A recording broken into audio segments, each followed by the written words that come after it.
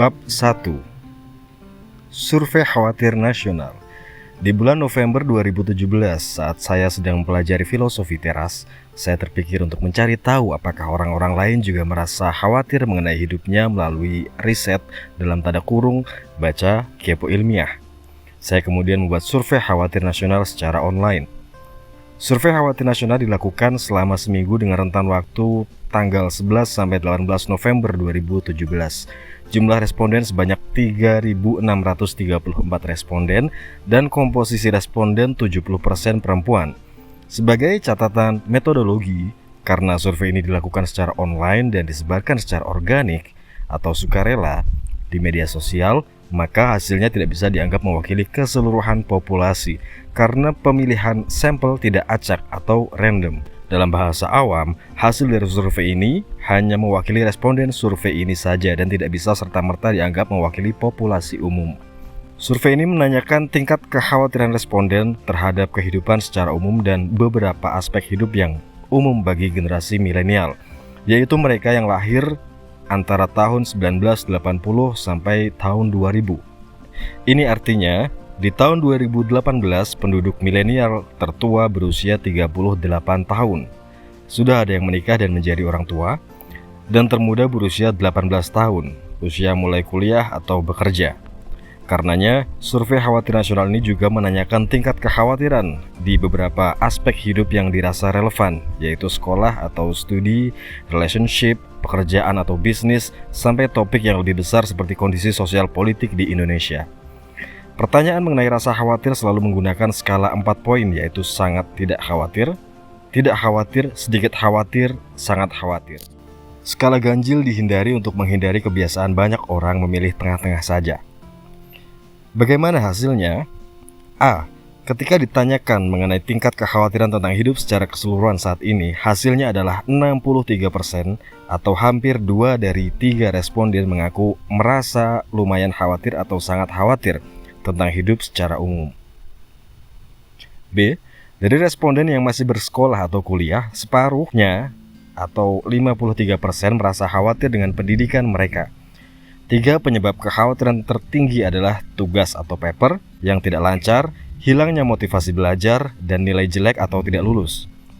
Biaya dalam tanda kutip ada di urutan keempat, dipilih oleh seperempat dari mereka yang khawatir mengenai pendidikan mereka. C.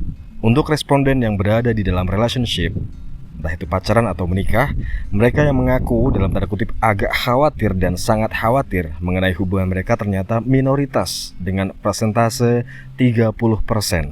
Ini artinya mereka yang tidak khawatir mengenai relationship lebih banyak dari yang merasa khawatir. D.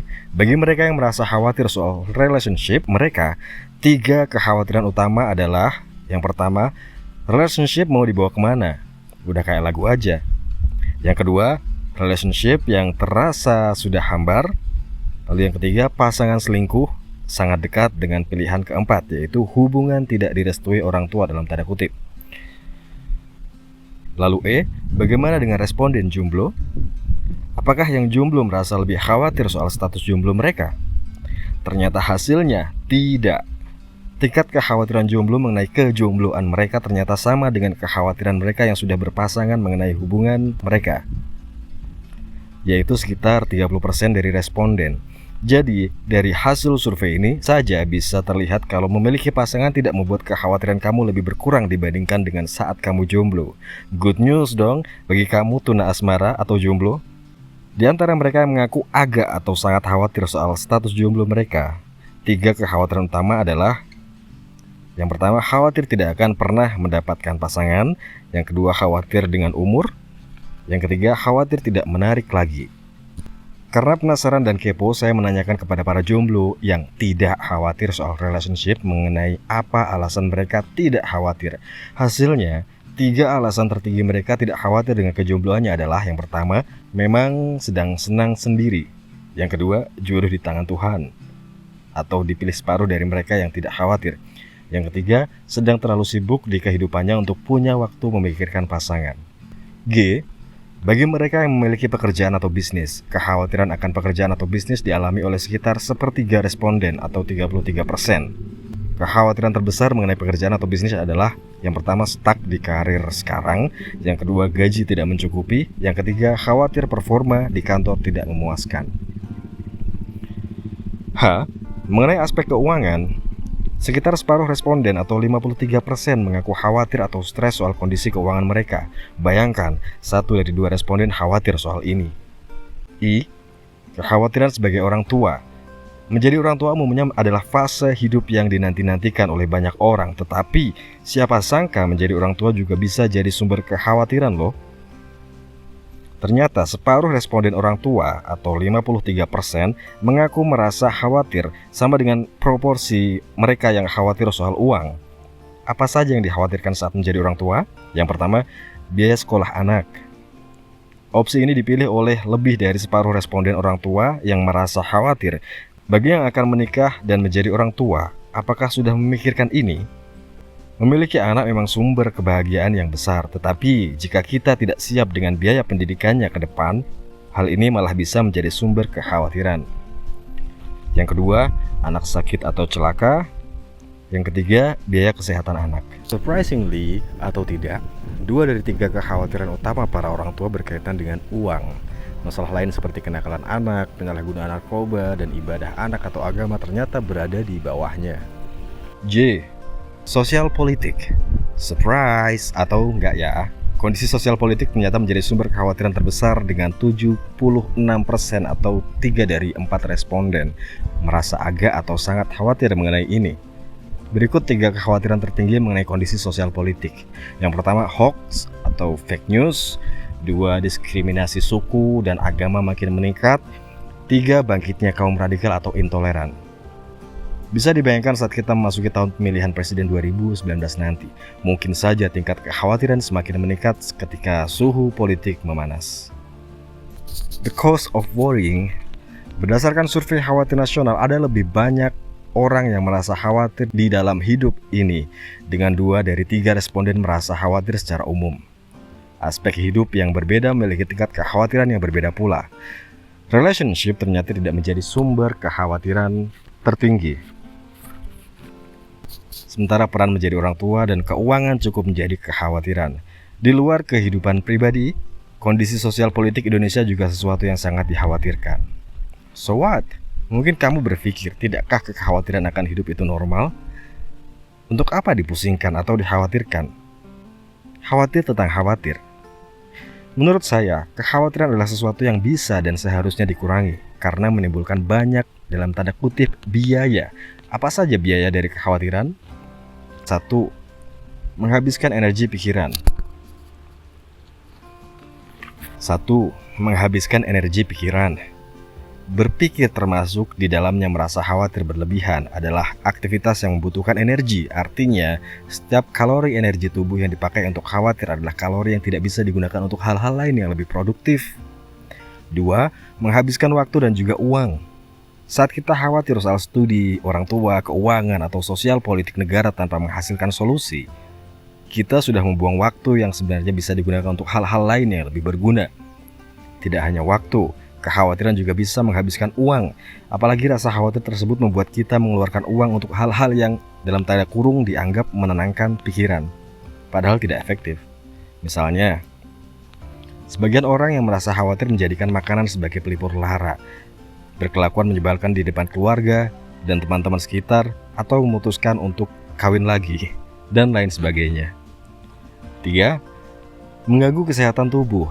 Masih banyak orang yang memisahkan kebutuhan pikiran dan tubuh, dalam tanda kutip.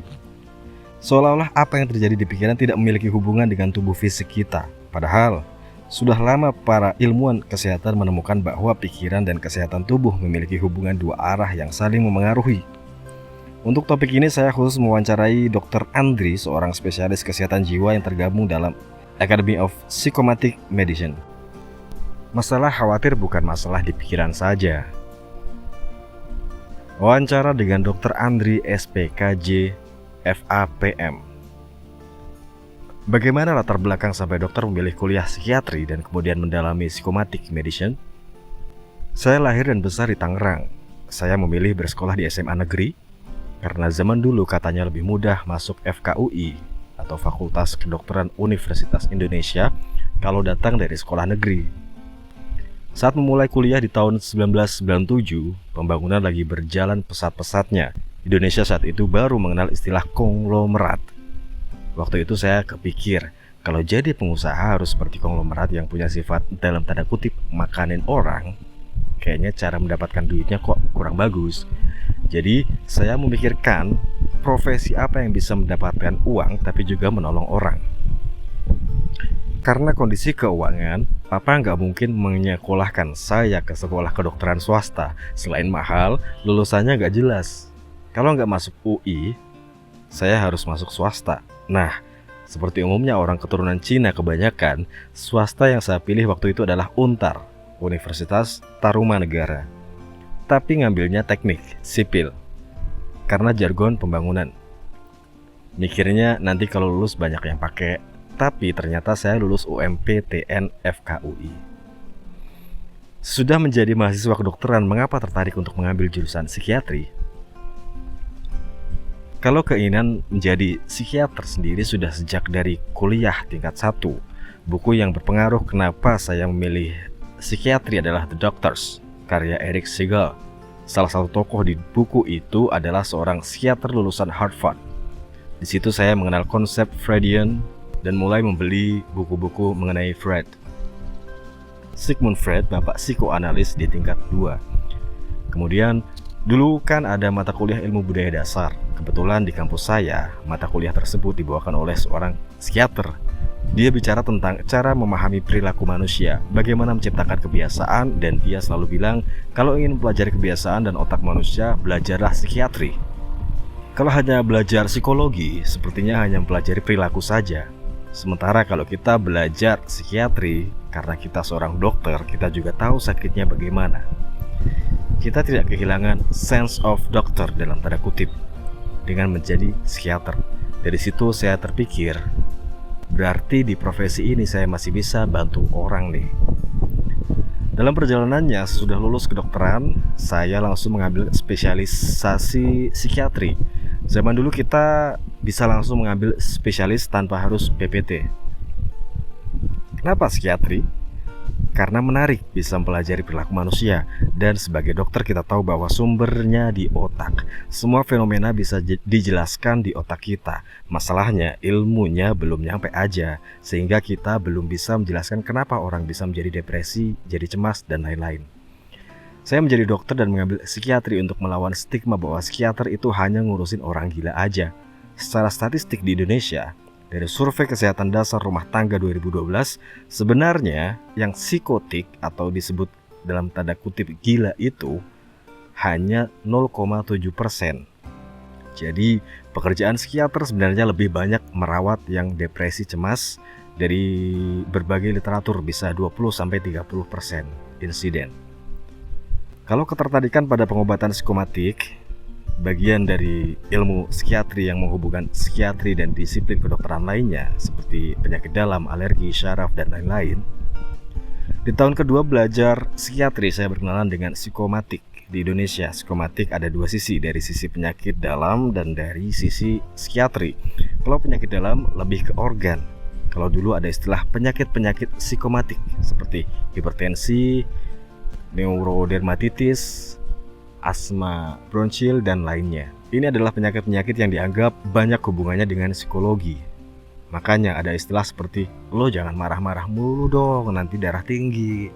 Nanti kalau stres lambung lo sakit. Jadi sebenarnya orang sejak dulu sudah mengetahui adanya psikomatik. Alasan lain memilih psikomatik, di ilmu kedokteran ada sebagian spesialisasi yang merasa dirinya lebih tinggi dari yang lain. Psikiatri ini dianggap gak terlalu medis dalam tanda kutip, terlalu banyak memikirkan kejiwaan yang tidak ada hubungannya dengan kedokteran. Ada anggapan bahwa sesudah menjadi psikiatri kami gak bakal lagi menjadi dokter karena kami hanyalah psikolog yang bisa mengobati dengan obat. Jadi sederhananya, apakah itu dalam tanda kutip pengobatan psikomatik? Di ilmu pengobatan psikomatik dijelaskan bahwa apa yang terjadi di otak kita bisa mengaruhi badan secara keseluruhan. Maka tidak heran ada orang stres mengalami tegang leher. Kalau sakit kepala bisa kemudian mengalami sakit lambung juga, karena ada interconnection atau keterkaitan. Kita sebagai psikiater gak cuma bilang, kamu ini sakit kepala karena banyak mikir. Betul, saya lagi mikirin utang sampai jadi sakit kepala. Tapi pertanyaannya, kenapa jadi sakit kepala? Karena dengan mikirin hutang, otak saya bekerja lebih keras. Stres karena utang itu persepsinya negatif. Ketika ada persepsi negatif, otak harus bekerja keras untuk beradaptasi dengan persepsi negatif itu. Otak kita selalu berusaha agar segala sesuatu menjadi seimbang. Ketika ada persepsi negatif, maka otak itu akan mencoba beradaptasi. Jadi bagaimana stres bisa merusak kesehatan tubuh kita? Ada quote dari Hans Sale, bukan stres yang membunuh kita, tapi reaksi kita terhadapnya. Karena sebenarnya masalahnya bukan di stres itu sendiri, tetapi persepsi kita. Misalnya, jalanan macet nih, atau utang gue banyak. Itulah yang menyebabkan badan mengeluarkan zat. Pertama, respon adrenalin meningkat. Adrenalin meningkatkan tekanan darah karena jantung menjadi makin berdebar. Pembuluh darah menyempit dan karenanya kepala kita menjadi tegang. Dalam jangka panjang, kondisi seperti ini akan meningkatkan hormon stres, namanya kortisol. Kortisol adalah zat yang sifatnya oksidatif, merusak apapun di dalam tubuh kita. Jika dia menempel di pankreas, dia meningkatkan insulin. Makanya ada orang yang kalau stres bawaannya mau makan, badannya memanggil-manggil karena berpikir dia sedang membutuhkan energi. Jika stresnya akut atau sementara, maka reaksi tubuh juga sementara. Tetapi jika stresnya lama, maka reaksi tubuh juga akan lama. Makanya saya suka bilang kepada pasien, jangan stres lama-lama, nanti adaptasinya berubah. Nanti Anda tidak tahu lagi bahwa Anda sedang stres karena sudah terbiasa hidup dalam stres. Jika stres kelamaan, badan akan merespon dengan hal-hal yang kita tidak tahu sebagai bagian dari stres. Contohnya, penyakit dispepsia atau gangguan lambung. In the long run, bisa muncul gangguan jantung, hipertensi, dan diabetes. Adakah perbedaan antara takut, stres, khawatir, atau cemas, dan depresi? Kalau takut, kita tahu sumbernya, misalnya takut setan atau takut ujian. Kalau cemas, berdasarkan definisinya gak jelas penyebabnya, pokoknya merasa cemas saja. Karenanya ada diagnosis gangguan cemas menyeluruh dalam tanda kutip, yaitu orang yang suka khawatir berlebihan terhadap segala sesuatu dalam kehidupannya, khususnya terhadap orang-orang yang dicintai. Gangguan cemas itu tidak muncul tiba-tiba seperti di survei khawatir itu. Di satu sisi saya merasa ini opportunity atau kesempatan, sehingga saya bilang kepada koas-koas saya atau koasisten saya, kamu jadi psikiater deh, dibutuhkan banget karena banyak orang khawatir.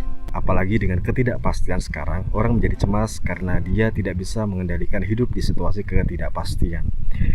Kalau stres artinya tekanan dalam tanda kutip, sesuatu yang mengganggu keseimbangan di hidup kita. Ada stres fisik, stres psikis. Kalau olahraga sampai kecapean itu stres fisik. Kalau stres mental, saya merasa exhaust, kelelahan. Ada sumber stresnya. Jika stres meningkat terus, pada kondisi orang sudah tidak tahu stresnya datang dari mana, artinya dia sudah masuk fase cemas. Makin jauh lagi jika cemasnya dibiarkan bisa menjadi depresi. Banyak orang yang awalnya cemas biasa saja, merasa khawatir akan kehidupan, kemudian tidak mendapat solusi dan dia menjadi depresi. Tidak ada solusi, jadi hopeless, lalu jadi depresi. Ada dua gejala penting depresi. Pertama adalah mood yang sedih, lalu yang kedua adalah putus asa. Tidak ada harapan, hidup kok begini-begini aja. Kita harus hati-hati dengan teman-teman yang berkata, hidup gue kok begini-begini aja. Jangan-jangan dia sudah mengalami gejala awal depresi, karena apa yang terucap oleh seseorang bisa jadi memang refleksi dari hidup dia. Depresi dan cemas tidak berbeda jauh, dan secara organ, otak juga sama, karenanya obatnya pun sama. Depresi mendapat obat antidepresan, cemas panik dikasih antidepresan juga. Apakah gangguan tubuh karena pikiran hanya terjadi saat sudah parah saja, atau bahkan cemas sehari-hari saja sudah bisa bermanifestasi fisik? Cemas sehari-hari pun bisa mempengaruhi fisik. Contohnya saat mau presentasi kita bolak-balik ke kamar mandi. Penjelasannya adalah saat kita stres, kalau tubuh kita memersepsikan adanya stres, maka terjadi peningkatan aktivitas saraf otonom atau saraf yang bertanggung jawab atas organ-organ yang berfungsi sendiri tanpa perintah, seperti jantung, paru-paru, kandung kemih. Makanya jadi pengen pipis. Asma bronchiale misalnya, asma yang dipicu stres. Ketika orang stres, merangsang reaksi alergi imunologi, maka timbullah asmanya. Gangguan cemas tidak datang tiba-tiba. Biasanya pasien datang ke saya sesudah berkeliling ke beberapa dokter, seperti dokter penyakit dalam, dokter jantung, dokter saraf, atau dokter THT, karena gejalanya seperti vertigo. Tapi kemudian dinyatakan tidak apa-apa. Tidak ada organ yang rusak. Kata saya, makronya memang tidak, artinya jantungnya masih bagus. Tapi bayangkan jantung berdetak 95 kali per menit dibandingkan 65 kali per menit. Lebih berat mana bebannya? Bisakah saya artikan bahwa pesannya di sini adalah jangan anggap remeh khawatir atau cemas dalam tanda kutip kecil yang terjadi sehari-hari? Secara umum, kita memiliki kemampuan adaptasi. Bayangkan stress threshold sebagai gelas, lalu kita isi sedikit-sedikit dengan stres. Kita harus cari tahu cara supaya gelas itu tidak terlalu penuh. Keluarkan sedikit-sedikit. Caranya macam-macam, misalnya dengan berbicara. Kadang-kadang kita bisa feeling relief atau lega hanya dengan berbicara kepada orang atau rekreasi. Mengapa saya katakan persepsi itu penting? Contoh, liburan itu lebih melelahkan dibandingkan praktek atau kerja. Jalan ke sana ke sini, tapi rasanya senang karena kita berkumpul bersama keluarga. Makanya ada yang bilang, coba ganti suasana biar gak stres. Karena sekarang lagi trennya CBT, Cognitive Behavior Therapy. Maka yang paling penting itu persepsi, perception. Ada juga alternatif dalam tanda kutip membohongi pikiran dengan sementara, dengan zat, misalnya dengan alkohol, menekan kesadaran sehingga lupa sementara, tapi besoknya muncul lagi. Kalau narkoba, bekerja dengan mengelabui otak, seperti sabu yang meningkatkan dopamin dan serotonin, sehingga seorang happy berlebihan. Setiap kita pakai sabu di otak kita, sebenarnya seperti ada luka atau rusak permanen yang tidak hilang selama 10 tahun. Depression hurts. Depresi itu melukai otak, tetapi juga bisa diartikan melukai orang-orang di sekitar penderita, karena penderita memandang segala sesuatu dalam tanda kutip gelap. Apakah artinya manajemen cemas sehari-hari sama dengan manajemen persepsi? Benar, misalnya terjebak di tengah macet.